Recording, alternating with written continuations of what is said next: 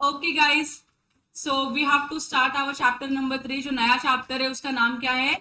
The sale of goods act 1930। तो जब मैं आपको इनिशियली कॉन्ट्रैक्ट एक्ट पढ़ा रही थी, इनिशियल जो डेज थे, मैंने आपको बताया था पहले ये कॉन्ट्रैक्ट एक्ट का पार्ट था। लेटर ऑन 1930 में उन्होंने क्या किया, कुछ पार्ट जो है अलग से निकाल दिए, सेग्रीगेट कर दिए, which was exclusively dealing with the goods. इसके लिए उन्होंने क्या किया, उसको बाहर निकाल दिया और कॉन्ट्रैक्ट ऑफ सेल का एक अलग सा पूरा प्रोविजन बना दिया और एक नया एक्ट बना दिया जिसका नाम क्या लिखा उन्होंने, this sale of goods act 1930। तो originally it was part of contract act, later on they removed it, they repealed from the contract act and they made a new act altogether जिसका नाम रख दिया 1930 वाला सेल ऑफ गुड्स एक्ट। ठीक है, अब cell of goods act में ना 4 यूनिट है टोटल में पढ़ने के लिए हम लोगों को, और 4 यूनिट का जो सबसे पहला यूनिट है that is formation of contract of sale. Contract of sale जो ये कॉन्ट्रैक्ट है वो बनता कैसे है ये आपको पढ़ना है। मैंने आपको शायद से बताया है कि नहीं, आई डोंट रिमेम्बर। मुझे बताइए sale of goods act effective में कब आया? इफेक्ट में कब आया? कब आया? सेल ऑफ गुड्स एक्ट 1 जुलाई 1930 को क्या हुआ, इफेक्ट में आया था, इनैक्ट हुआ था इस दिन पे। क्लियर है? बाकी इंपॉर्टेंट नहीं, आपके एग्जाम पॉइंट ऑफ व्यू से जनरल नॉलेज के लिए बताया। यूनिट नंबर 1 बात करता है formation of the contract of sale. Contract of sale बनता कैसे है, और इस यूनिट में आप क्या क्या पढ़ने वाले हो ये सारी चीजें यहाँ पे लिखी हुई है। What is contract of sale, what is goods, what is movable property, what is transfer, what is title, ये सब आपको यहाँ पे पढ़ना है। ठीक है, तो यूनिट जो है अपना कॉन्ट्रैक्ट ऑफ सेल का, यूनिट नंबर 1 में ये सारी चीजें आपको पढ़नी। तो सबसे पहला क्या पढ़ना है आपको? Agreement. What is agreement?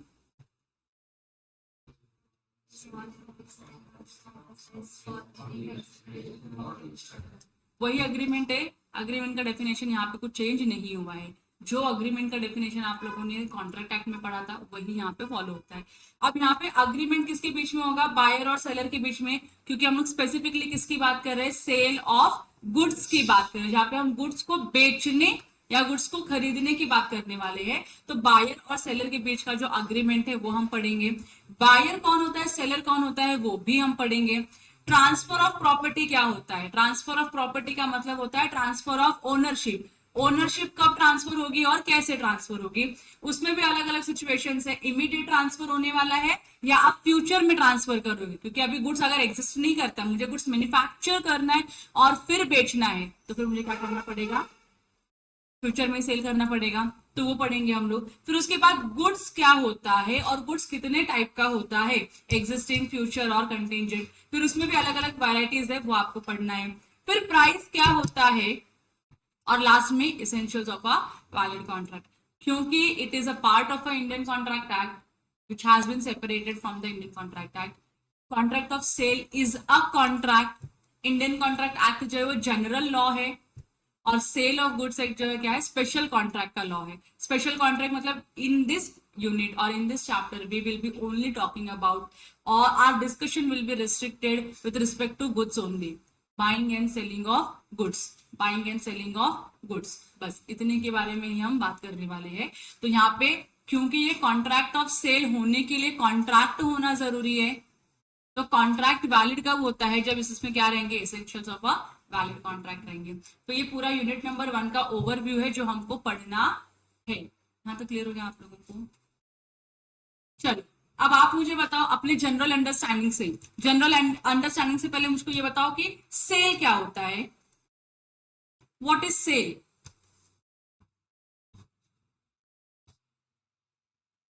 Cell goods बेचना, ओनरशिप देना। ये बॉटल मेरी है, इस बॉटल की ओनर कौन हूं? मैं हूं। अर्पिता आती है, कौन है अर्पिता? कोई नहीं, बैच में कोई नहीं। अर्पिता आती है, अर्पिता बोलती है कि मैम आपकी ये बॉटल मुझको चाहिए। मैंने बोला ठीक है अर्पिता ले ले, और अर्पिता को मैंने क्या किया, ये बॉटल बेच दिया, और इसके बदले में मैंने उससे 500 रुपए ले लिए। तो क्या मैंने सेल किया?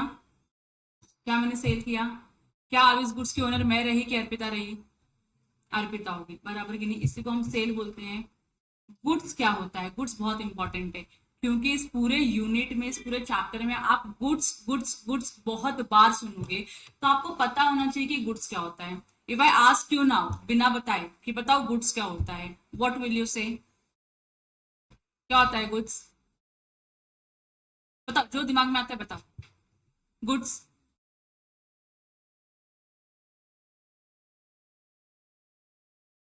कम से कम ये तो बोलो, एक बॉटल जो मैंने अभी लाइव एग्जांपल दिया तुमको, कम से कम इतना तो बोलो, मेरे को खुशी होगी कि हाँ मेरे बच्चों ने कुछ तो बोला। बोलो गुड्स।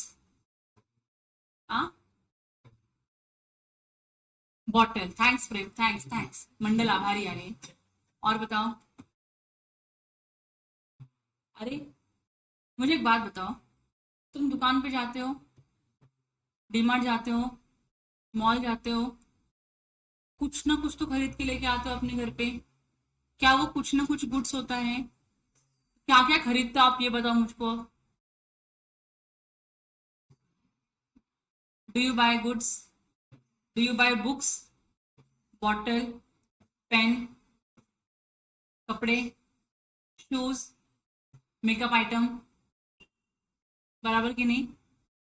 टिफिन, बैग, खरीदते हो कि नहीं खरीदते हो? और क्या, चश्मा, घड़ी, खरीद रहे हो कि नहीं? क्या ये सब गुड्स हैं?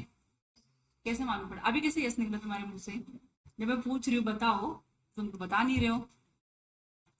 तो जो भी चीज है, ये इसको मैं गुड्स क्यों बोल रही हूँ, इसका रीजन है। क्या ये बॉटल यहाँ से यहाँ जा सकता है? जा सकता है कि नहीं? क्या ये रिमोट यहाँ से यहाँ जा सकता है? क्या ये मोबाइल यहाँ से यहाँ जा सकता है? क्या ये माइक जो यहाँ पे रखा है यहाँ से वहां जा सकता है? मूव हो सकता है? मूव हो सकता है कि नहीं? क्या ये गुड्स माना जाएगा? क्या मैं इनको खरीद और बेच सकती हूँ? क्या लैपटॉप गुड्स है, मोबाइल गुड्स है, ईयरफोन जो तुम यूज करते हो गुड्स है, टैब, आईपैड, है ना? गुड्स है ना? मतलब anything which you go to the store, buy it and bring it to you, TV and all सारे इलेक्ट्रॉनिक डिवाइसेस को मैं अगर इंक्लूड करूँ तो सब गुड्स है कि नहीं है? गुड्स है। क्या जमीन खरीदना गुड्स है? क्या घर खरीदना गुड्स है? क्यों? मूवेबल नहीं है। तुम लोगों ने पढ़ा है तो तुमको पता है, जैसे तुम बोल पाए कि ये गुड्स नहीं है। सेल ऑफ गुड्स के लिए ये गुड्स नहीं है, बाकी है तो वो भी गुड्स, वो भी आप बाय और सेल कर रहे हो कि नहीं कर रहे हो। सेल ऑफ गुड्स में जो गुड्स होता है या गुड्स का कवरेज कहाँ तक है, उसको डिफाइन किया गया है under the sale of goods act. इसको हम गुड्स बोलते हैं, इसको हम गुड्स नहीं बोलते हैं। तो क्या गुड्स के अंदर है, क्या गुड्स के अंदर कवर नहीं होता है, वो पूरा ऑल टुगेदर डिफरेंट कॉन्सेप्ट है जिसको डिफाइन किया गया है अंडर द गुड्स डेफिनेशन में। ठीक है, ये इतना सिंपल सिंपल चीज तुम लोग मेरे को बोलने के लिए बन गई। मेरा एफर्ट्स कम करो ना, थोड़ा सा थोड़ा सा। अच्छा, अब आप जब गुड्स खरीदने के लिए जाते हो तो आप कौन बनोगे? जिससे गुड्स खरीद रहे हो वो कौन है? सेलर। तो यहाँ तक क्लियर है? देखो लॉ में उसका भी डेफिनेशन दिया है। बायर कौन होता है? Buyer means a person who buys or agrees to buy the goods. Who buys or agrees to buy का मतलब क्या होता है? मैं जाती हूँ गुड्स खरीद के लेके आती हूँ, मैं बोलती हूँ मेरे को क्या चाहिए? बुक चाहिए। मुझे क्या चाहिए? बुक चाहिए। और मैं जाती हूँ और अंकल को पैसे देती हूँ और बुक लेके आती हूँ। तो क्या मेरा गुड्स कॉन्ट्रैक्ट ऑफ सेल के टाइम पे अवेलेबल था? क्या अंकल के पास बुक था जब मैं अंकल के पास बुक मांगने के लिए गई थी? तो ये क्या हो गया? मेरा नॉर्मल बाइंग एंड सेलिंग हो गया। मैं जाती हूँ, पैसे देती हूँ और गुड्स लेके आती हूँ, क्योंकि गुड्स मेरा वहां पे अवेलेबल था। मेरे को एक कस्टमाइज्ड लैपटॉप चाहिए। मुझे क्या चाहिए? कस्टमाइज लैपटॉप, मैं जिसमें चाहती हूँ कि ये सारे फीचर्स होने चाहिए। अब कस्टमाइज लैपटॉप तो हर पर्सन के रिक्वायरमेंट के हिसाब से चेंज होता है ना। तो क्या मैं जाऊंगी स्टोर पे, वो रेडीमेड अवेलेबल रहेगा कि हाँ आज आरती आने वाली है ना, हाँ आरती की रिक्वायरमेंट हो सकती है, चलो अभी से लैपटॉप के अंदर सब ऐड करके रख देते हैं, ऐसा हो सकता है क्या? नहीं। लैपटॉप स्टैंडर्ड मिलेगा मुझको। स्टैंडर्ड लैपटॉप में मैं क्या बोलूंगी? मुझे ये सारी चीजें ऐड करके दो, बराबर कि नहीं? तो मैंने कस्टमाइज चेंजेस करवाए लैपटॉप के अंदर। आप जब वो चेंजेस करेंगे तो क्या चेंजेस मेरा तुरंत गुड्स में मुझे अवेलेबल रहेगा, तुरंत मुझको मिल जाएगा? नहीं। तो मैं क्या करूंगी? अग्री करूंगी बाय करने के लिए कि अगर आप ये चेंजेस करके दोगे तो मैं आपसे गुड्स परचेस करूंगी, बराबर कि नहीं? तो मैं कश्मीर जाती हूँ, मैं कश्मीर जाती हूँ और मैं कश्मीर में एक भैया को बोलती हूँ, भैया आपका सेब का बागान है मैंने सुना। भैया ने बोला हाँ है, सेब का मेरा बहुत बड़ा बाग है। मैंने बोला मुझको सेब चाहिए, कश्मीरी एप्पल चाहिए। तो मैंने बोला मिल जाएगा कश्मीरी एप्पल।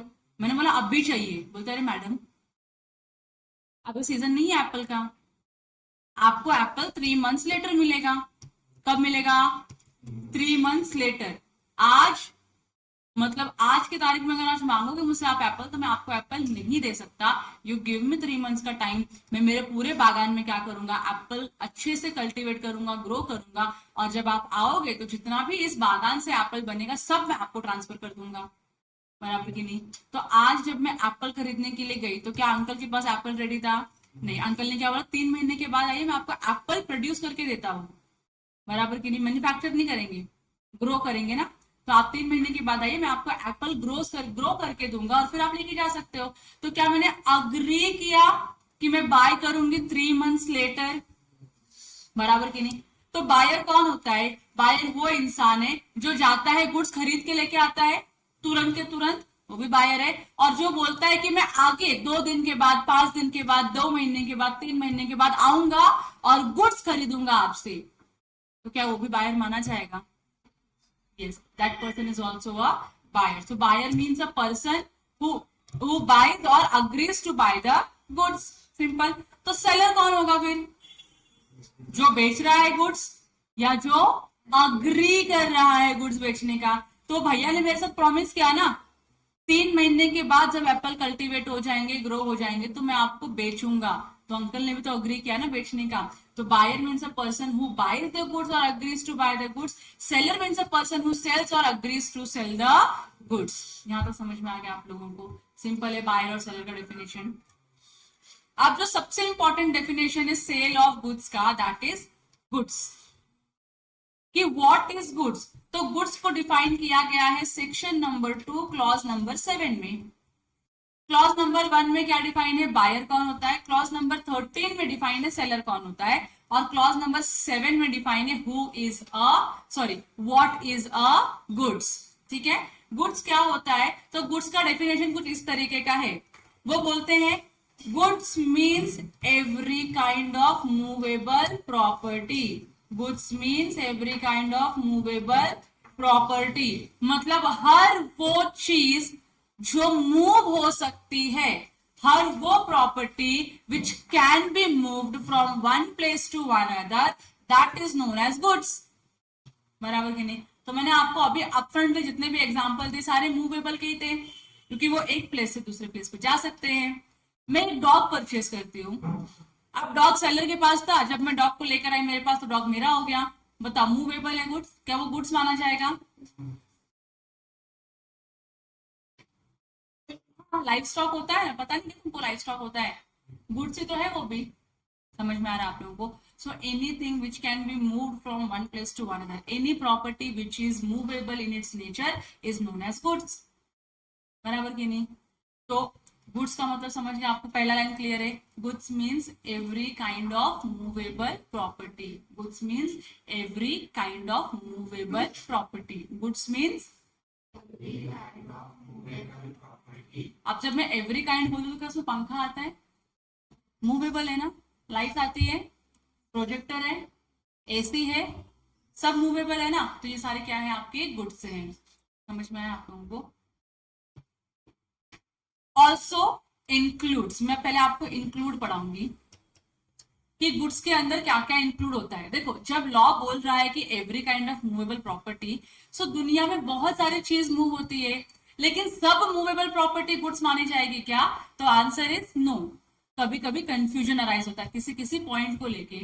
तो मैं आपको पूछती हूँ, आप मुझे बताओ शेयर्स, शेयर्स है, डिबेंचर्स है, बॉन्ड्स है, क्या वो गुड्स माने जाएंगे? क्यों? डोंट से कि डेफिनेशन में लिखा हुआ है इसके लिए। Why it will be treated as a movable goods? Share पता ना आपको क्या होता है शेयर? हाँ, जो कंपनी के आप शेयर्स परचेस करते हो, यू पे या प्राइस, स्टॉक मार्केट पे ट्रेड होते हैं, वो उसकी मैं बात कर रही हूँ। तो क्या शेयर मूवेबल प्रॉपर्टी है? शेयर गुड्स है? मेरा क्वेश्चन, क्या शेयर्स गुड्स है? कैसे मालूम पड़ा?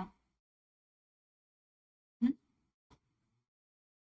तो लैंड की भी तो बाइंग सेलिंग हो रही है, बिल्डिंग की भी तो बाइंग एंड सेलिंग हो रही है। बराबर? then why it is considered as a movable property in goods, and why land and property is excluded, why shares are included?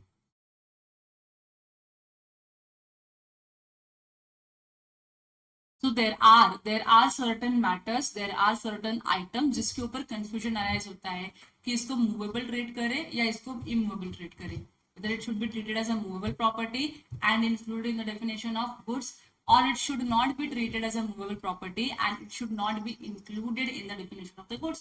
तो जहां पे जो भी इंक्लूजन्स दिए हैं, अभी इंक्लूजन्स में जितने भी मैटर्स लिखे गए यहाँ पे, ये बोलते हैं सारे मैटर पे कभी ना कभी तो कॉन्फ्लिक्ट अराइज हुआ ही रहेगा, कभी ना कभी तो किसी के मन में क्वेश्चन आया रहेगा कि ये गुड्स है भी या नहीं है, और अगर उन्होंने शेयर्स पे डीलिंग में कुछ कॉन्ट्रैक्ट किया रहेगा, ब्रीच हुआ रहेगा, तो फिर गए रहेंगे सेल ऑफ गुड्स के कोर्ट में कि मुझे बताओ ये गुड्स है या नहीं है। इसी बात पे डिबेट हो रहा है कि इसको गुड्स बोलेंगे या नहीं बोलेंगे। तो कभी ना कभी जिंदगी में क्वेश्चन आता ही है, और क्वेश्चन अगर नहीं आएगा तो गवर्नमेंट को या लॉ मेकर को ये लगता है कि नहीं भाई, यहाँ पे लोगों को कंफ्यूजन हो सकता है whether it is movable property और इट इज इमूवेबल प्रॉपर्टी। इसके लिए इसको डिफाइन करना, इसको एक्सप्रेसली मेंशन करना कि ये इंक्लूडेड है और ये इंक्लूडेड नहीं है, बहुत जरूरी है। इसके लिए उन्होंने क्या कर दिया, मेंशन कर दिया, और उन्होंने बोला स्टॉक एंड शेयर्स जो होता है they are having the properties of movable, movability है उनके अंदर, इसके लिए उनको हम क्या बोलेंगे,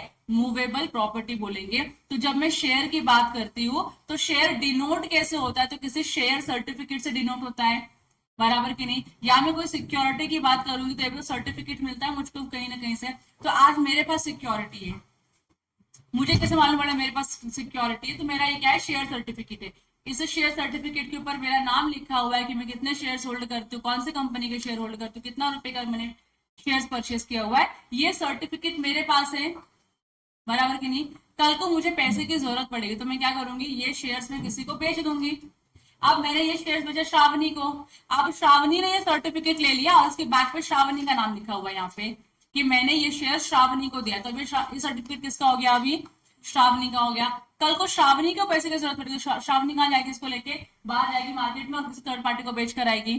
तो वो थर्ड पार्टी क्या करेगा, शेयर सर्टिफिकेट खरीदेगा श्रावणी से और श्रावणी को पैसे देगा, बराबर कि नहीं। लिक्विडेट इजिली हो पा रहा है कि नहीं हो पा रहा है। तो बस इसी के लिए हम क्या बोलते हैं, shares and stocks are movable property, क्योंकि ये एक हाथ से दूसरे हाथ, दूसरे हाथ से तीसरे हाथ में क्या हो रही है, पास ऑन हो रही है। समझा आप लोगों को।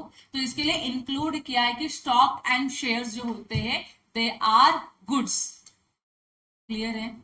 दूसरा ग्रोइंग क्रॉप्स, ग्रोइंग क्रॉप्स का मतलब क्या होता है, आपने कुछ क्रॉप्स कल्टीवेट किया है और वो ग्रो हो रहा है, बराबर कि नहीं। ग्रो हो रहा है तो कभी ना कभी तो आप उसको हार्वेस्ट करोगे, हार्वेस्ट करोगे और मार्केट में लेके जाके सेल करोगे कि नहीं करोगे। बस इसी के लिए उन्होंने क्या बोला, ये भी क्या है, गुड्स है। जो क्रॉप्स ग्रो हो रहे हैं, वीट हो गया, राइस हो गया, और भी जितने भी क्रॉप्स होते हैं, पल्सेस एंड ऑल हो गए, सबको उन्होंने क्या बोल दिया है, मूवेबल गुड्स है। क्योंकि आज वो ग्रो हो रहे, कल आप उनको हार्वेस्ट करके मार्केट में सेल आउट करोगे, आप घर पे नहीं रखोगे उसको, समझ में आ रहा है। आप उसको कंज्यूम भी करोगे तो भी क्या करोगे, आप खेत में नहीं रखोगे उसको, घर पे लेके आओगे और कंज्यूम करोगे या मार्केट में बेचोगे उसको। तो ये भी क्या माना जाएगा, आपका गुड्स माना जाएगा। कब गुड्स माना जाएगा, जब उसको हार्वेस्ट कर दोगे।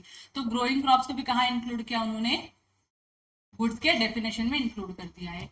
फिर उसके बाद उन्होंने क्या बोला है, ग्रास। ग्रास मतलब पता है आप लोगों को, घास जो होती है। तो ग्रास भी तो कभी ना कभी आप क्या करते हो, ग्रास देखो बहुत सारे टाइप, अलग अलग टाइप के ग्रासेस होते हैं, आप उसको ग्रो करते हो और आप इसको क्या करते हो, सेल करते हो मार्केट में। क्यों और किन को सेल करोगे, ग्रास कौन खरीदता है, जिनके पास बहुत सारे कैटल्स होते हैं, जिनका डेयरी बिजनेस है, they have to buy the grasses. तो क्या करते हैं, जो फार्मर्स होते हैं उनसे ग्रास परचेज करते हैं कि आप हमारे लिए इतना ग्रास कल्टीवेट करो या ग्रास उगाओ, हम आपको क्या करेंगे, उसका पेमेंट करेंगे। तो ग्रास भी क्या है, आपका गुड्स ही है। तो अब तक हमने क्या पढ़ा, गुड्स में क्या क्या इंक्लूड होता है और गुड्स क्या है। सो गुड्स इज, और goods means every kind of movable property also includes. इसके अंदर क्या इंक्लूड होता है, स्पेसिफाई करना पड़ा, क्यों, क्योंकि कंफ्यूजन क्रिएट हो सकता है, इसके लिए बोलते हैं ये इसके अंदर है। क्या क्या है, stock and shares, growing crops and grass, ये क्लियर है इतना। तीसरा क्या बोला है, things attached to or forming part of land which is agreed to be severed at the time of sale. Things attached to land, इसको भी हम क्या बोलेंगे, गुड्स बोलेंगे। तो मैंने आपको एप्पल का एग्जांपल दिया था, याद आ रहा है। एप्पल कहाँ उगता है, हवा में, पेड़ों पे उगता है। पेड़ कहाँ होता है? हवा में, पानी में, जमीन में होता है ना पेड़। तो ये पेड़ है, ये जमीन है, ये जमीन है और उसको कनेक्टेड क्या होता है? पेड़ का होता है। और इसके ऊपर क्या लगे हुए? सारे एप्पल्स लगे हुए कि नहीं? समझ में आ रहा है आप लोगों को? मैंने क्या बोला है? पेड़ खरीदने वाली हूं मैं, क्या मांग रही हूँ उनसे? एप्पल मांग रही हूँ ना। तो थिंग्स अटैच्ड टू, ये जो जमीन को अटैच हुई वाली चीज है ना, ये भी क्या है? मेरा गुड्स है। तो मैं पेड़ भी तो बेच सकती हूँ ना, पेड़ भी तो बेचा जा सकता है। अब पेड़ का मेरे को अक्खा पेड़ मिलता है, ऐसा ऐसा क्रेन लाएंगे, ऐसा निकालेंगे और उठा के मेरे को देंगे, ये लो आपका पेड़ सही सलामत आपके पास आ गया, ऐसा नहीं करते ना। क्या करते हैं? लैंड है, उसको कनेक्टेड जो भी पेड़ लगा होगा उसको लोग क्या करते हैं? तोड़ते हैं और कट करते हैं। कट करेंगे, पीसेस करेंगे, जैसा आपको चाहिए, जितना क्वांटिटी में आपको चाहिए उतना क्वांटिटी लोग पैक करके आपको दे देंगे। So things attach to land, land के ऊपर जो भी चीज है अटैच्ड है उसको भी हम क्या बोलेंगे? गुड्स ही बोलेंगे। जो क्या है? अग्री करते हो आपके सेल के टाइम पे, उसको आप क्या करोगे? अलग करके दोगे। जमीन के साथ अभी मैं बोलूंगी घर, तो आपको ये क्वेश्चन आना चाहिए कि मैम घर भी तो वैसा है ना, थिंग्स अटैच टू लैंड, है ना? मैंने क्या बोला? ये पेड़ है, मेरे को लकड़ियां चाहिए, मुझे क्या चाहिए? लकड़ियां चाहिए। क्यों लकड़ियां चाहिए? मैं लकड़ी का वुडन हाउस बनाना चाहती हूँ, मेरी मर्जी, मुझे वुडन हाउस बनाना, तो मैं लकड़ी मांग रही हूँ। तो अभी ये जमीन है, जमीन के ऊपर बहुत सारे पेड़ लगे हुए हैं और अंकल अग्री करते हैं कि मैं आपको क्या करूंगा? ये पेड़ की लकड़ियां दूंगा। पेड़ की लकड़ियां देंगे तो पेड़ को तो कट करना पड़ेगा इनको। तो उन्होंने क्या बोला कि पेड़ की लकड़ियां आप गुड्स बोल रहे हो, तो घर भी तो जो है, मेरा क्वेश्चन क्या है? जो घर भी तो, ये भी तो जमीन को टच है। थिंग्स अटैच टू लैंड, घर तो हवा में बनता नहीं है और हमारे पास कोई जादू नहीं है कि हमने ऐसे घर बनाया और उसको उठाया क्रेन से, यहाँ से वहां, वहां से वहां मूव करके रख रहे। वैसा भी तो हमारे पास कुछ नहीं है। तो ये घर भी तो क्या है? अटैच्ड है ना लैंड को। तो घर को हम क्यों मूवेबल में नहीं कंसिडर कर रहे और घर को हम क्यों गुड्स नहीं बोल रहे, लेकिन ये जो पेड़ की लकड़ियां हैं इनको हम क्या बोल रहे हैं? गुड्स बोल रहे हैं। क्यों ऐसा? क्या? It can't be separated. आप घर को सेपरेट करके नहीं लेके जा सकते। लकड़ियां सेपरेट हो रही है क्या? हो रही है ना। तो अगर आप उसको सेल के टाइम पे सेग्रीगेट कर सकते हो, सेपरेट कर सकते हो, सीवियर कर सकते हो, अलग कर सकते हो कि भाई जमीन तो इधर ही रह गया, पेड़ जो जमीन के ऊपर लगा था उसको मैंने कट किया, उसकी लकड़ियां टिम्बर बनाया और फिर मैंने आपको बेचा, इसके लिए वो गुड्स माना जाता है। मैं ऐसा घर के साथ नहीं कर सकती कि घर को मैं काटूं, टुकड़े टुकड़े करूं, एक बॉक्स में पैक करूं और फिर आपको दूं, आप लेके जाओ, उसको असेंबल करूं पूरा। ऐसा पॉसिबल है क्या घर के साथ? नहीं। इसके लिए घर क्या नहीं है आपका? गुड्स नहीं है। But yes, plants are goods. समझ में आ गया आप लोगों को? तो ऐसी चीज जो जमीन को अटैच्ड है और सेल करने के टाइम पे आप लोग अग्री करते हो, सेल करने के टाइम पे आप लोग क्या करते हो? अग्री करते हो कि उसको आप सेपरेट करोगे, सेवियर करोगे और फिर दोगे, तो उसको हम क्या बोलेंगे? गुड्स के डेफिनेशन में बोलेंगे। समझ में आ गया? मेरे को एक और इसमें, एक और आपको पूछने का है एग्जाम्पल। पूछूं? आप बताओगे क्या मेरे को वो गुड्स है या नहीं है? अभी नहीं पूछूंगी, लेकिन थोड़ा टाइम के बाद पूछूं, ठीक है? तो इंक्लूड्स में क्या क्या है वो क्लियर हो गया। तो goods means every kind of movable property and includes shares and stock or stock and shares, growing crops and grass, things attached to or forming part of land which are agreed to be severed at the time of sale और contract of sale। समझ में आ गया? Other than, अब other than में क्या लिखा है वो इंपॉर्टेंट है। अब इन्होंने क्या बोला? Goods means every kind of movable property. तो पहले क्या बोल रहे हैं? अपना डेफिनेशन का जो स्कोप है वाइडर कर दिया उसको, ये सब गुड्स है, ये सब क्या है? गुड्स है। फिर उसमें स्पेसिफाई किया कि ये भी गुड्स है और फिर उसके बाद बोलते हैं जब मैं सब बोलूंगा तो तुम्हारे हिसाब से सब कुछ गुड्स हो जाएगा, लेकिन ऐसा नहीं है। उसमें से कुछ चीजें ऐसी है जिनको हम गुड्स में नहीं कंसिडर करेंगे। तो एक्सक्लूड कर दिया दो चीजों को कि ये अगर आपका गुड्स का डेफिनेशन है और इसमें अगर ये गुड्स इंक्लूसिव है, तो देयर आर सर्टेन गुड्स जो क्या नहीं है? गुड्स नहीं है। देयर आर सर्टेन आइटम्स जो गुड्स नहीं है और वो ये है। तो ये इंक्लूसिव डेफिनेशन हो गया। यहाँ पे इन्होंने क्या कर दिया? इसको इंक्लूड कर दिया और यहाँ पे क्या कर रहे हैं? इसको एक्सक्लूड कर रहे हैं, मतलब इसको प्लस किया और इसको क्या कर रहे हैं? माइनस करे कि गुड्स के डेफिनेशन में से इसको माइनस करो। इसको माइनस करोगे तो जो बचा हुआ अमाउंट है वो क्या माना जाएगा? आपका गुड्स माना जाएगा। क्लियर है। अब किसको माइनस कर रहे हैं तो उसमें दो चीजें, पहली और दूसरी। पहली चीज बोलती है एक्शनेबल क्लेम। एक्शनेबल क्लेम का मतलब क्या होता है, ऐसा क्लेम जिसके अगेंस्ट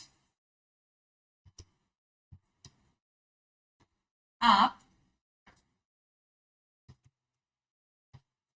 एक्शन ले सकते हो।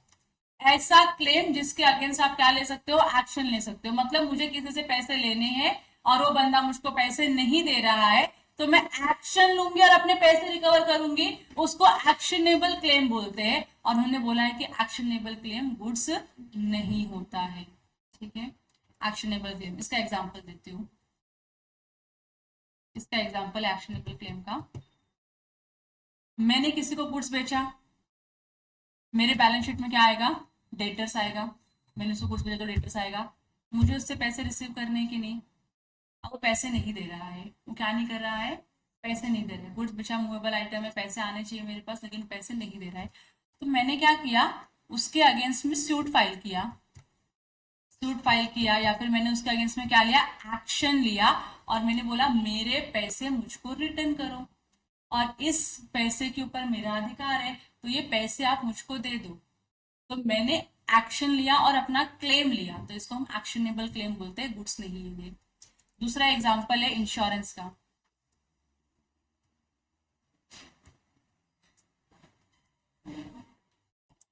हैंग हो गया, एक्शन नहीं लेने दे रहा मेरे को ये। हाँ, दूसरा एग्जांपल क्या है, इंश्योरेंस का एग्जांपल मोस्ट सुटेबल एग्जांपल होता है। तो इंश्योरेंस का एग्जांपल चलो आप लोग। मैंने इंश्योरेंस कंपनी के पास गई, मैंने बोला मुझे क्या चाहिए, लाइफ इंश्योरेंस चाहिए, लाइफ इंश्योरेंस पॉलिसी चाहिए।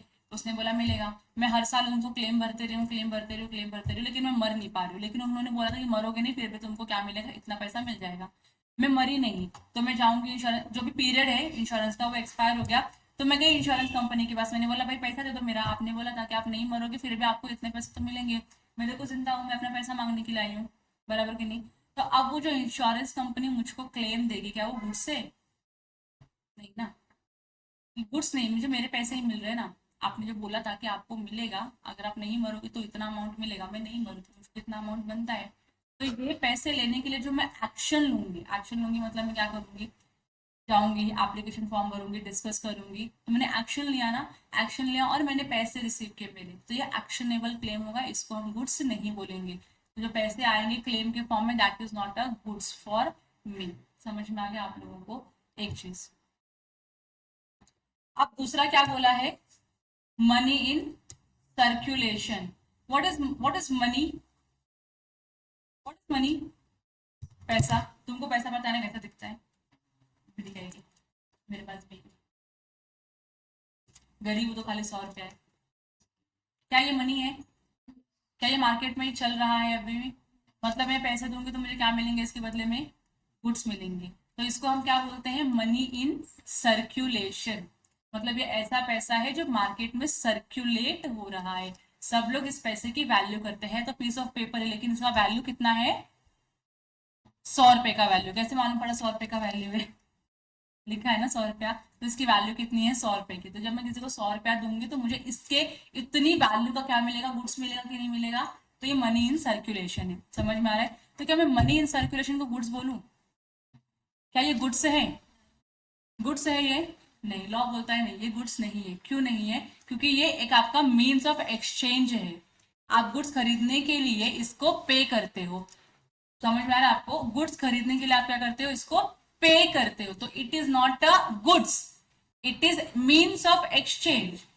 कि आप 100 रुपए का अगर गुड्स लेते हो तो उसके बदले में आपको 100 रुपए देने पड़ेंगे। तो यहाँ पे 100 रुपया जो देते हो या एक्सचेंज है उसका, ये क्या गुड्स नहीं है।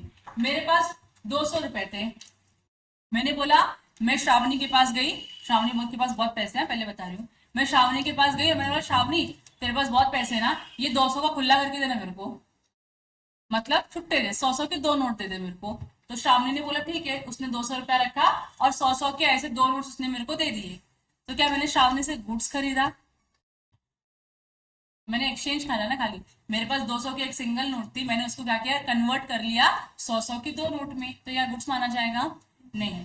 तो उन्होंने बोला मनी इन जो सर्कुलेशन है उसको तो आप गुड्स नहीं बोल सकते हो, मनी इन सर्कुलेशन गुड्स नहीं होता है। लेकिन आपको पता है अभी 2016 में कुछ नोट्स बैन हुए थे, कौन से नोट बैन हुए थे? 500 और 1000 रुपीज के। 1000 रुपीज को पिंक कलर की नोट थी, क्या वो मनी इन सर्कुलेशन है? अगर मैं उसको लेके जाती हूँ मार्केट में और बोलती हूँ ये 1000 रुपए का नोट रखो और मुझे 1000 रुपए का गुड्स दो, चलेगा क्या वो? नहीं चलेगा। क्यों? क्योंकि मनी इन सर्कुलेशन नहीं है। तो क्या कोई ऐसा पागल साइको इंसान जिसको वो पैसे मतलब कैसे दिखते हैं यूनिक और एंटीक पीस में, अगर उसको अपने पास रखना है तो क्या वो किसी से वो पैसे परचेज कर सकता है? वो नोट जो पीस ऑफ पेपर है इसका आज वो सर्कुलेशन में नहीं है, तो से फॉर एग्जाम्पल ये वही 1000 रुपए की नोट है, से फॉर एग्जाम्पल ये वही 1000 रुपए की नोट है जिसका मार्केट में जीरो वैल्यू है, और कोई एक पागल इंसान है जिसको ये नोट्स है ना करेंसीज कलेक्ट करने की बहुत आदत लगी गंदी सी, तो वो मार्केट में जा रहा है, घूम रहा है हर जगह, बोलता है मुझे 1000 रुपए का नोट चाहिए। तो एक बंदा उसको मिलता है, बोलता है ठीक है तेरे को 1000 रुपए का नोट चाहिए, 500 रुपए देगा तो 1000 रुपए का नोट मिलेगा। तो ये पागल साइको उसने दिया 500 रुपया, जो मनी इन सर्कुलेशन है वो 500 रुपया निकाला अपनी जेब से और उस बंदे को दिया, और उस बंदे ने फेक जो मतलब जो सर्कुलेशन में मनी नहीं, जिसका कोई वैल्यू नहीं है, पीस ऑफ पेपर है, वो उसको 1000 रुपए का नोट दिया, रही खुश हो गया। हाँ, क्या ये गुड से है? अब 1000 रुपया का नोट जो बैन हो चुका है, क्या वो गुड्स है या? यस। तो जो मनी सर्कुलेशन में नहीं है वो क्या है? गुड्स मानी जाती है। समझ में आ गया? इसके लिए स्पेसिफिकली लिखा है मनी इन सर्कुलेशन।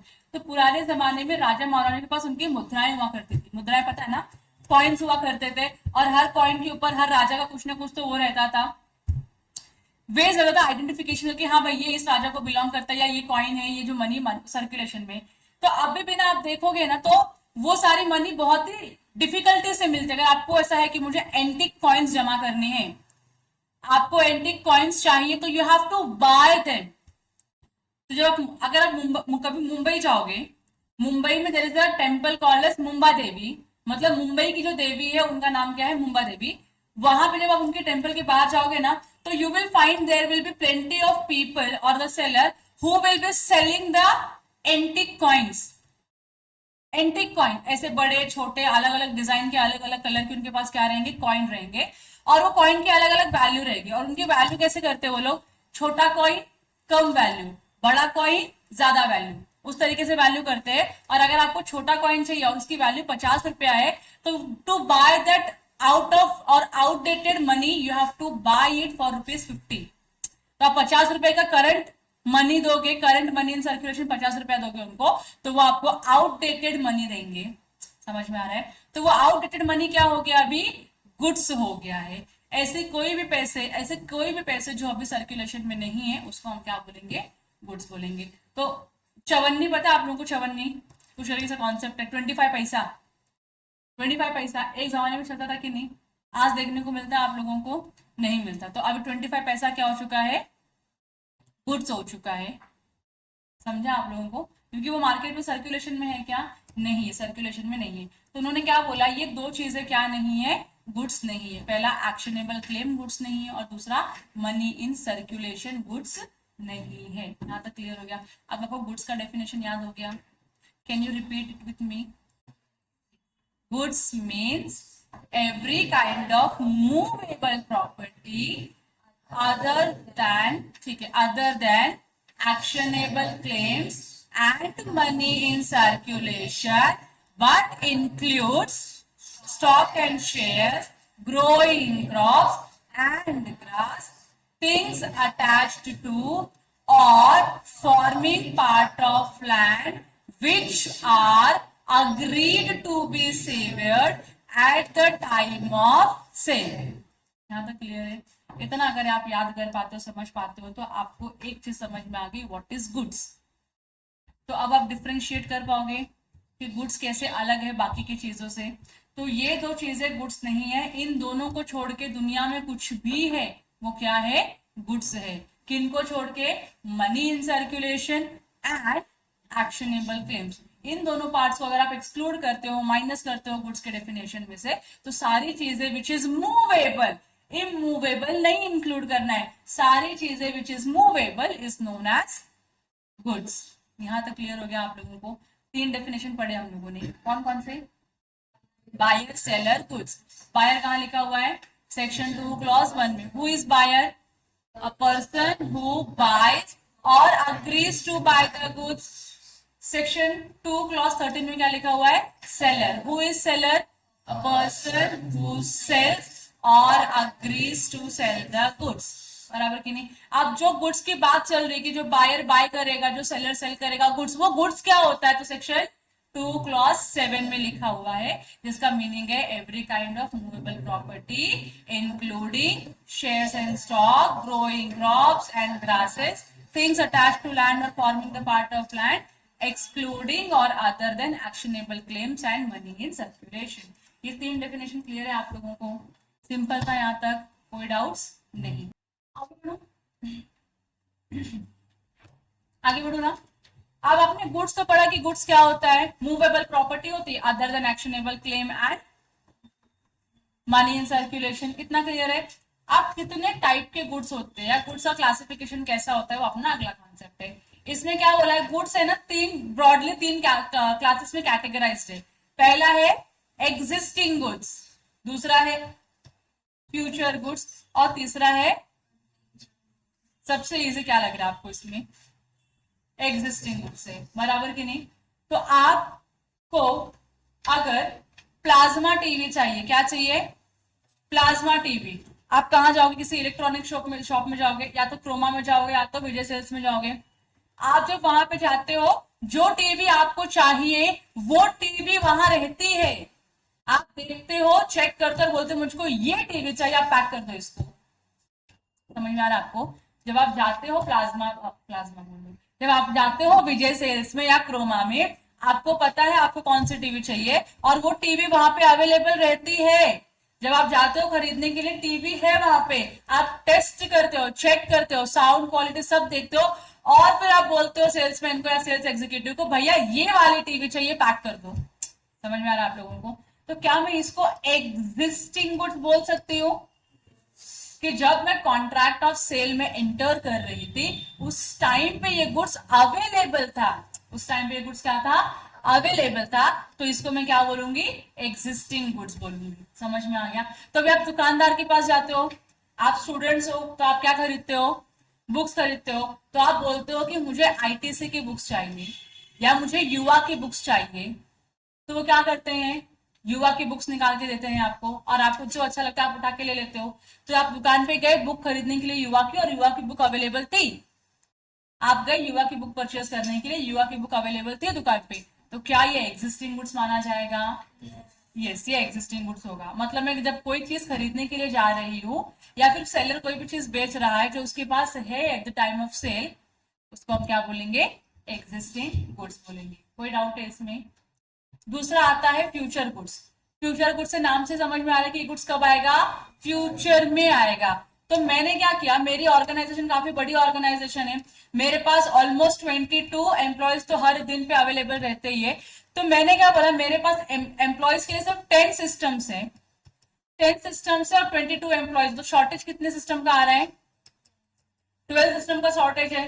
तो मैंने क्या किया, मैंने डेल कंपनी को फोन लगाया, डेल कंपनी को फोन लगाया, और मैंने बोला देखो मेरे को ये रिक्वायरमेंट है, तो ऐसे रिक्वायरमेंट वाली कस्टमाइज करवा रही हूं मैं, ऐसे रिक्वायरमेंट वाली आप मुझे क्या करो, 12 सिस्टम्स बेच दो। क्या करो? 12 सिस्टम्स दे दो। अब जो डेल कंपनी है, जो मेरा कस्टमाइजेशन है, उसको बनाने में टाइम तो लगेगा, चेंजेस करने में टाइम तो लगेगा। तो उसने बोला कि ठीक है सर, एक काम करिए, यू गिव अस 1 मंथ का टाइम, 1 महीने में हम आपको 12 के 12 सिस्टम आपके कस्टमाइजेशन के हिसाब से आपको बना के दे देंगे। समझ में आ रहा है? तो क्या मैं फ्यूचर गुड्स की बात कर रही हूँ? फ्यूचर गुड्स मतलब आज जब मैं डेल के साथ कॉन्ट्रैक्ट कर रही हूँ 12 सिस्टम परचेस करने के लिए, क्या वो सिस्टम आज एग्जिस्ट कर रहा है? नहीं एग्जिस्ट कर रहा है। मैंने क्या बोला, आप बनाइए और दीजिए। तो बनाएगा वो सिस्टम 12 मेरे कस्टमाइजेशन के हिसाब से, और फिर मुझको सेल करेगा। तो इसी गुड्स को हम क्या बोलेंगे? Future goods. ये समझ में आया? दूसरा एग्जाम्पल, अपनी एक्सेल रहती है, बाहर देखा आप लोगों ने? बाहर नहीं रहते लेकिन है अपने पास, एक्सेल है, पता तो है इतना। अर्टिगा बोल रहा हूँ, निक्सा का एक्सेल है अपने पास, ठीक है। तो ये एक्सेल हम गए और हमको दुकान पे दिखा, हम उठा के लेकर आए, ऐसा नहीं था।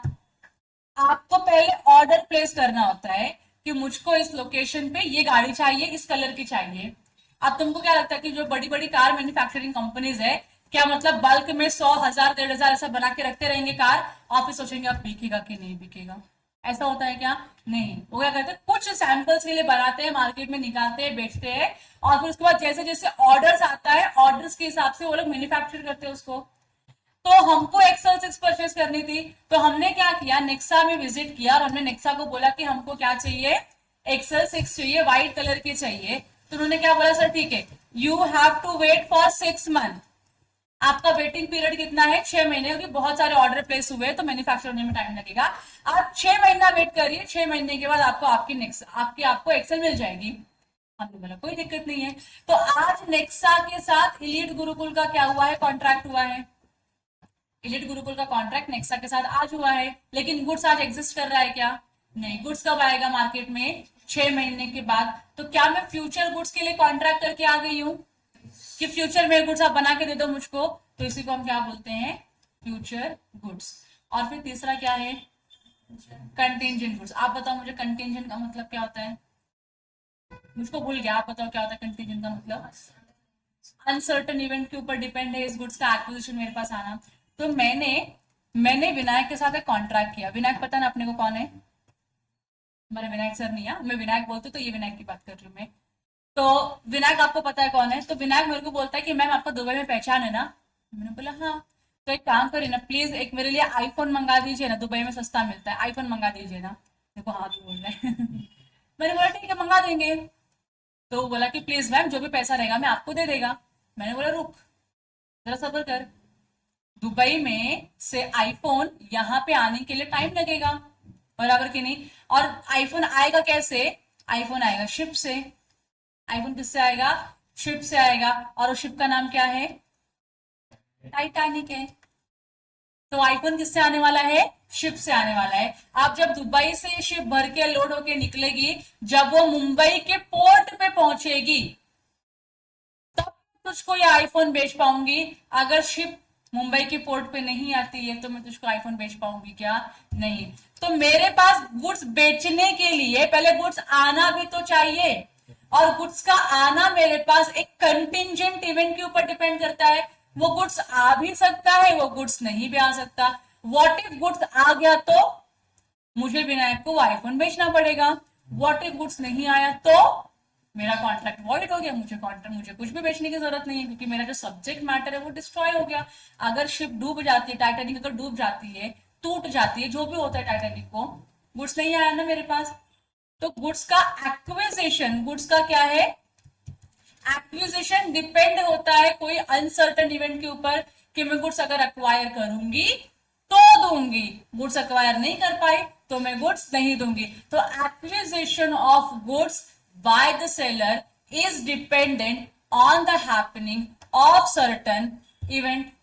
और वो इवेंट हो गया तो गुड्स मेरे पास आ जाएगा, और गुड्स मेरे पास आ गया तो मैं विनायक को गुड्स बेच दूंगी।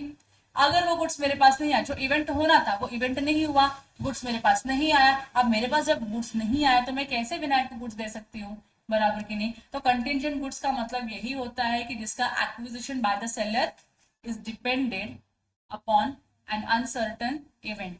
यहाँ तक क्लियर हो गया?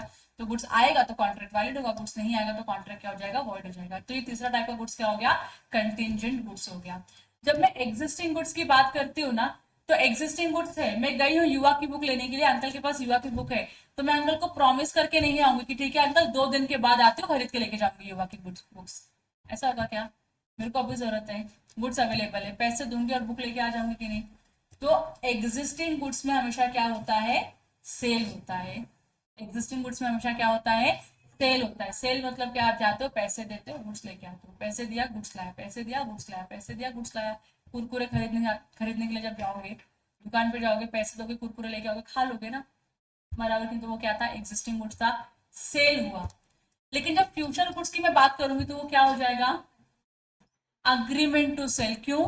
मैं अग्री करके आ रही हूं कि 2 महीने के बाद, 3 महीने के बाद मैं गुड्स खरीदूंगी आपसे, और आप अग्री कर रहे हो कि 2 या 3 महीने के बाद आप गुड्स मुझको बेचोगे, तो फ्यूचर गुड्स का हमेशा क्या होता है, अग्रीमेंट टू सेल। यहां तक क्लियर है आप लोगों को? मैंने क्या बताया आपको, अगर गुड्स एग्जिस्टिंग है और मैं जाती हूँ कॉन्ट्रैक्ट ऑफ सेल में एंटर करती हूँ, तो वो मेरा क्या माना जाएगा, नॉर्मल सेल माना जाएगा। अगर गुड्स फ्यूचर में आएगा, तो मैं जो अभी सेलर के साथ जो कॉन्ट्रैक्ट करके आती हूँ उसको मैं क्या बोलूंगी, अग्रीमेंट टू सेल बोलूंगी। यहां तक क्लियर है? अब आप मुझको बताओ कंटिजेंट गुड्स के केस में क्या होगा, whether it will be sale or it will be agreement to sale or something else. बताओ, whether it will be sale or agreement to sale or none of the above or both of the above. MCQ है, चार options दिए, 1 mark का MCQ. बताओ, contingent goods के situation में it will be option A sale, option B agreement to sale, option C none of the above, option D both of the above. दिमाग लगाओ, दिमाग। मैं सब बता दूं तो तुम अपना दिमाग यूज नहीं करते हो ना, क्या होगा? इतना टाइम क्यों ले रहे हो बताने में? अग्रीमेंट टू सेल तो होगा। अरे गुड्स आएगा तो सेल करूंगी, गुड्स नहीं आएगा तो सेल नहीं करूंगी ना। आज गुड्स एग्जिस्ट कर रहा है क्या? नहीं कर रहा है। फ्यूचर में एक्विजिशन आएगा सेलर के पास, तो जब गुड्स आएगा तब बेचेंगे। तो आज के दिन पे विनायक मेरे साथ क्या करके गया, अग्रीमेंट टू सेल करके गया ना, बराबर कि नहीं? कि हाँ, मैम अग्री कर रही कि जब शिप आएगी तो मैम गुड्स बेचेगी, ये अग्री कर रही हूँ ना मैं, तो ये भी क्या होगा आपका, अग्रीमेंट टू सेल ही होगा। तो हमेशा फ्यूचर गुड्स का और कंटिजेंट गुड्स का अग्रीमेंट टू सेल होता है, एग्जिस्टिंग गुड्स का क्या होता है, सेल होता है। ये क्लियर हो गया? ये चार्ट वगैरह है आपकी बुक में ना, वो लिख रहे हो ना जो मैं लिखवा रही हूँ, जो मैं लिख रही हूँ? हाँ, क्योंकि आपको पढ़ना इसी सबसे है। अब जब मैं बात करती हूँ ना एग्जिस्टिंग गुड्स की, तो जिंदगी में और कंफ्यूजन बढ़ गया था।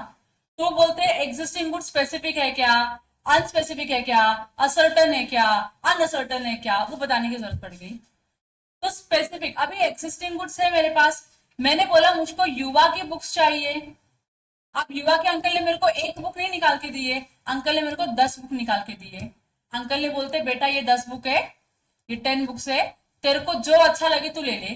तो अपन क्या करते हैं, कवर पेज देखते हैं, क्वालिटी देखते हैं, और मैक्सिमम टाइम तो युवा की बुक क्वालिटी सबकी सेम ही रहने वाली, तो आप क्या चेक करते हो, कवर पे चेक करते हो, ये मेरी पर्सनालिटी को सूट करता है क्या, हाँ तो आप लोगे। ये पर्सनालिटी को सूट नहीं कर रहा है, नहीं लूंगा। ये अच्छा लग रहा है क्या, हाँ ले लेता हूँ। अच्छा नहीं लग रहा है, नहीं अच्छा डिजाइन लड़की लड़की लग रहा है तो नहीं लोगे आप लोग, बराबर कि नहीं? बॉयज कहते तो गाड़ी वाड़ी चाहिए रहती है उनके बुक के कवर पेज के ऊपर। तो आप जाते हो सिलेक्ट करते हो अपने हिसाब से, आपके पास 10 ऑप्शन है, 10 ऑप्शन में से जो आप गुड्स सिलेक्ट करते हो वो क्या बन जाता है, आपका स्पेसिफिक गुड्स बनता है। समझ में आ रहा है? तो जब अंकल ने आपको 10 बुक्स दिया ना, 10 बुक दिया ना, तो सारे बुक्स क्या थे, अनअसर्टन थे। क्या थे, अनअसर्टन, क्योंकि आपको भी नहीं पता कि आप कौन सी बुक लेने वाले हो, अंकल को भी नहीं पता कि अंकल कौन सी बुक बेचने वाले हैं। समझ में आ रहा है? तो ये तो आपकी चॉइस है ना कि आप कौन सी बुक लोगे। तो जब 10 बुक का ऑप्शन दिया आपको और उस 10 बुक के ऑप्शन में से आपने 1 बुक सिलेक्ट किया, जब 10 बुक का ऑप्शन दिया था मैंने आपको, मैंने नहीं, अंकल ने जब आपको 10 बुक का ऑप्शन दिया था, तो वो गुड्स क्या था, अनअसर्टन था। जब आपने उसमें से 1 बुक सिलेक्ट कर लिया, क्या किया आपने, 1 बुक सिलेक्ट कर लिया कि अंकल ये वाला चाहिए मुझको, आप ये वाला बुक दे दो। समझ में आ रहा है? तो जब आपने वो 1 बुक सिलेक्ट कर लिया, तो आपका वो गुड्स क्या बन गया, अनअसर्टन से असर्टन बन गया। समझ में आ रहा है? और जब गुड्स असर्टन बन जाता है तो वो क्या हो जाता है, स्पेसिफिक हो जाता है। तो मैं क्रोमा में गई, क्रोमा में ना बहुत सारे आईफोन के वेरिएशंस थे। अब मैं सब आईफोन खरीद सकती हूँ क्या? दोनों किडनी बेचनी पड़ेगी, एक हार्ट बेचना पड़ेगा, तब जाके शायद से 2-4 फोन उसके अंदर आ जाए। सब तो मैं खरीद नहीं पाऊंगी। तो वहां पे पता है, सब वो लोग सिस्टम पे ऐसा लगा के रखते हैं, बहुत सारे फोन है, आप देखो आपको जो अच्छा लगता है वो यूज करो और वही फोन खरीदो। तो यहाँ पे इतने सारे आईफोन है, अलग अलग अलग अलग मॉडल वाले आईफोन है, अलग अलग फीचर्स वाले आईफोन है। मैं चाहती हूँ पर्टिकुलरली छोटा वाला आईफोन उठा के लेती हूँ मैं, जिसका नाम है आईफोन आईफोन 15 प्रो मैक्स। छोटा वाला फोन है जिसका नाम क्या है, आईफोन 15 प्रो मैक्स है। तो मैंने क्या किया, ये फोन सिलेक्ट किया। अब इसमें से मैंने ये फोन का मॉडल सिलेक्ट किया, मैंने बोला ये इसका कलर जो ब्लू है ना मेरे को पसंद नहीं आ रहा है, अब पिंक कलर लाके दो ना। समझ में आ रहा है आप लोगों को? तो पहले गुड्स को मैंने असर्टन किया और मैंने बोला मुझे ये कलर का चाहिए। तो अंकल ने क्या किया, वो कलर का आईफोन निकाल के दिया, तो मेरा गुड्स क्या हो गया, स्पेसिफिक हो गया। समझा आप लोगों को? ऐसा रिवर्स कैलकुलेशन है इसका। अनसर्टन से पहले असर्टन होता है, असर्टन होने के बाद वो क्या हो जाता है, स्पेसिफिक। कभी कभी स्पेसिफिक और असर्टन में डिफरेंस भी नहीं होगा। ये तो तुमको मैंने आईफोन बोला, तो अलग अलग फोन के कलर है आपके पास, तो आपने क्या पहले मॉडल असर्टन किया, आईफोन का ये मॉडल परचेस करने का है, और फिर उसके बाद आपने बोला ये मॉडल का ये कलर चाहिए मुझको, रोज पिंक कलर चाहिए, रोज पिंक बहुत ऐसा लैविश कलर लगता है, मतलब ऐसा अमीरों का कलर फील होता है, तो आपने बोला मुझे रोज पिंक कलर चाहिए, और अंकल ने लाके दे दिया आपको रोज पिंक कलर का आईफोन। समझा आप लोगों को? तो असर्टन से आपने क्या किया, उसको स्पेसिफिक कर दिया। लेकिन जब मैं युवा की बुक्स की बात करती हूँ, जब अंकल ने आपको 10 बुक दिया था, 10 बुक में से आपने एक बुक को असर्टन किया, अब उसमें आप चेंजेस करवा सकते हो क्या? नहीं, आपने वो सिलेक्ट कर लिया ना, अब आपको वही कलर, वही डिजाइन, वही मॉडल की बुक मिलेगी, तो वो असर्टन ही क्या हो गया आपका, स्पेसिफिक हो गया, अलग से कुछ करने की जरूरत नहीं है। So there is no such difference between specific goods and ascertain goods. यहाँ तक क्लियर हो गया? एग्जाम्पल्स ओके है आप लोगों को? यही सब जो डिजाइन में बुक में निकाल रही हूँ ना, तुम भी निकाल लो, वरना बाद में समझेगा नहीं तो बोलने का नहीं कि समझा नहीं मेरे को। चलो तो कंटिन्यू करो। अभी मैंने आपको एक्सप्लेन कर दिया एग्जिस्टिंग गुड्स क्या होता है, फ्यूचर गुड्स क्या होता है, कंटिजेंट गुड्स क्या होता है। एग्जिस्टिंग गुड्स के जो वेरिएशन है वो भी एक्सप्लेन कर लिया मैंने, असर्टन गुड्स, अनअसर्टन गुड्स और स्पेसिफिक गुड्स। क्या तक कोई डाउट है? नहीं तो एक बार पढ़ ले कि एग्जैक्टली उसका लैंग्वेज क्या है, कैसे लिखना होता है। देखो सेक्शन 6 में लिखा है कि एग्जिस्टिंग गुड्स क्या होता है। Such goods are such goods as are in existence at the time of contract of sale। जब आप कॉन्ट्रैक्ट ऑफ सेल कर रहे थे उस टाइम पे ये गुड्स क्या कर रहा था, एग्जिस्ट कर रहा था। दैट इज दोज ओन्ड और possessed और acquired by the seller at the time of contract of sale. जब आप कॉन्ट्रैक्ट ऑफ सेल में एंटर कर रहे थे उस टाइम पे वो सेलर के पास वो गुड्स तो वो ओन करता था, या उसके पास गुड्स का पोजेशन था, या उसने गुड्स को क्या कहता, अक्वायर किया था। अगर ऐसा है तो हम क्या बोलेंगे, ये गुड्स एग्जिस्टिंग गुड्स है। क्लियर? ओनर के पास, जो सेलर है उसके पास ओनरशिप होना चाहिए, पोजेशन होना चाहिए, एक्विजिशन होना चाहिए, तो हम क्या बोलेंगे, गुड्स का ओनर वो पर्सन है, तो ये गुड्स क्या है, एग्जिस्टिंग गुड्स है। दूसरा क्या है, अब एग्जिस्टिंग गुड्स की बात करेंगे तो स्पेसिफिक गुड्स भी आ जाता है उसके अंदर। तो specific goods means goods identified and agreed upon.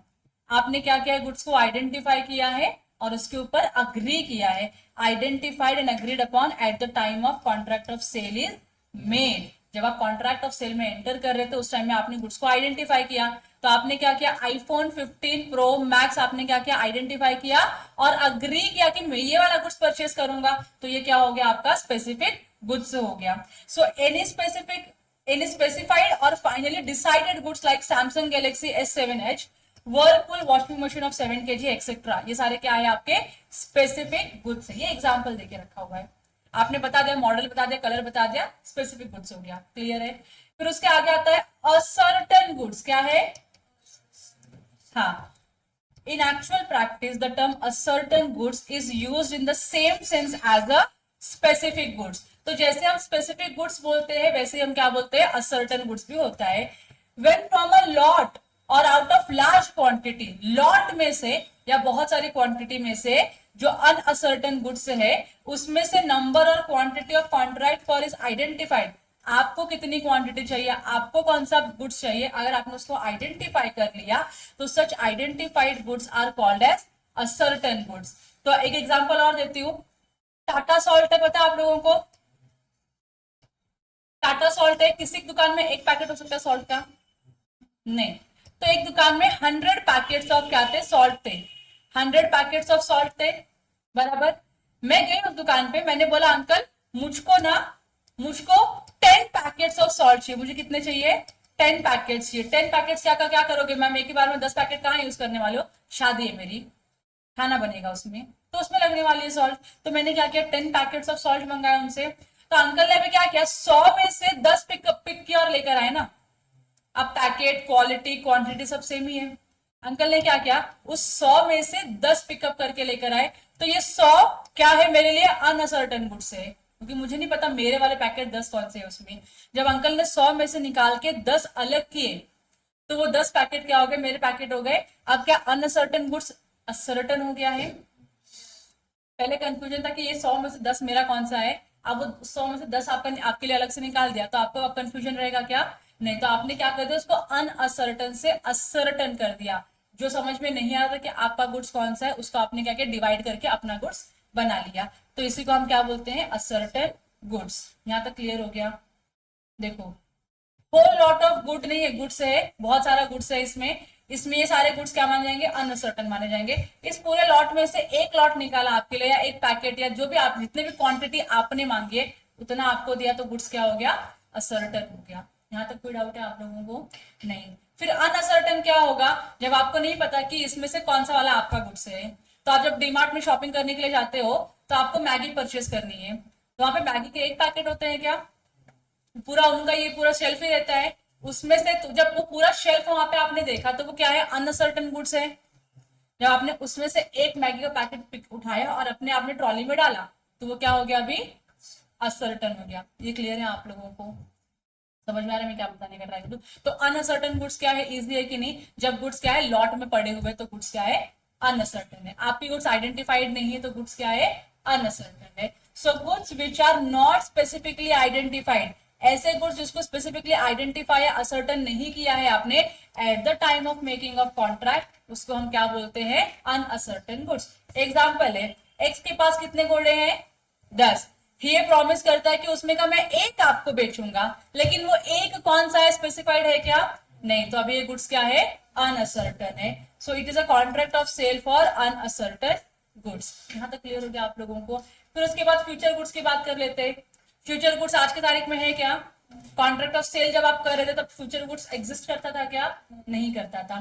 तो future goods means goods to be manufactured, या तो आप मैन्युफैक्चर करोगे और प्रोड्यूस करोगे कल्टीवेशन करके, और अक्वायर्ड, आप क्या करोगे, उसको आगे जाके अक्वायर करोगे। तो future goods means goods to be manufactured, produced or acquired by the seller. Seller पहले अक्वायर करेगा, तब बायर को देगा ना, after making the contract of. तो पहले कॉन्ट्रैक्ट में एंटर करेंगे, उसके बाद हम गुड्स को मैन्युफैक्चर करेंगे। तो पहले जब हमने कॉन्ट्रैक्ट किया नेक्सा के साथ कि हमको एक्सेल 6 चाहिए, तो नेक्सा ने क्या किया, पहले हमारा कॉन्ट्रैक्ट साइन किया, उसके बाद 6 महीने में गुड्स प्रोड्यूस किया और फिर हमको दिया। समझ में आ रहा है आप लोगों को? तो वो क्या था, फ्यूचर गुड्स था। So a contract for the sale of future good is always an agreement to sell, and it is never actual sale because the person cannot transfer what is not in existence। जो existence में आप कभी transfer कर ही नहीं सकते, इसके लिए हमेशा क्या बनता है, इसका एग्रीमेंट टू सेल। अब यहाँ पे एग्जांपल भी है, आई होप आपको एग्जांपल दिख रहे हैं।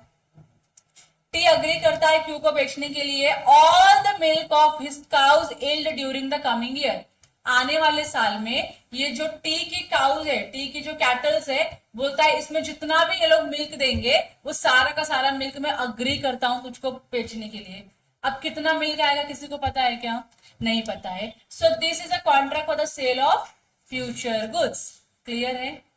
क्लियर है सबको? और लास्ट में हम पढ़ रहे क्या, कंटिंजेंट गुड्स। कहां लिखा है, section 2 clause, sorry section 6 clause 2 में लिखा हुआ है। एक्विजिशन ऑफ विच, ये ऐसा गुड्स है जिसका एक्विजिशन मतलब जिसकी ओनरशिप या गुड्स का पोजेशन सेलर के पास कब आएगा, वो डिपेंड करता है upon uncertain contingency, that is uncertain event. तो एक्विजिशन इस गुड्स का ओनर के पास आने की ही क्या है, कंटिंजेंसी है। अनसर्टन इवेंट के ऊपर डिपेंड करता है कि ओनर को गुड्स मिलेगा या गुड्स नहीं मिलेगा। इस गुड्स को हम क्या बोलते हैं, कंटिंजेंट गुड्स बोलते हैं। समझा आप लोगों को?